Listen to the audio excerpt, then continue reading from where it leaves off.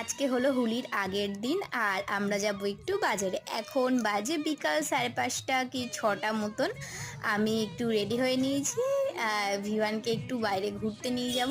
এরপর আমরা যাব মেলায়। আমাদের বাড়ির সামনে একটা বসন্ত উৎসব উপলক্ষে একটি বড় একটা মেলার আয়োজন করা হয়েছে। সেখানে কিন্তু বিশ্বাস করো, ওখানে এত আওয়াজ, ভিভান যাওয়ার সঙ্গে সঙ্গে কান্না শুরু করে দিয়েছিল। সাজানো তো ভীষণ সুন্দর হয়েছিল। আমরা যেই গেটের মুখে ঢুকেছি তখনই ভিভান কান্না শুরু করে দিয়েছে, তো আমরা তৎক্ষণাৎ বাইরে বেরিয়ে আসি। তার কারণ ভিভানের যেখানে অসুবিধা হচ্ছে সেখানে তো আমরা দাঁড়িয়ে থাকতে পারি না।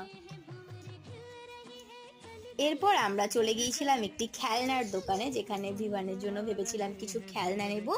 আর সেখান থেকে নিয়ে এসেছিলাম একটি বল আর রাতের খাবার নিয়ে ব্যাস বাড়ি চলে এসেছিলাম। আজকের মিনি ভ্লগ এতটুকুই। দেখা হবে পরবর্তী কোনো ভ্লগে। আমার চ্যানেলটি সাবস্ক্রাইব করে যেও যদি আমার ভিডিওটি ভালো লেগে থাকে।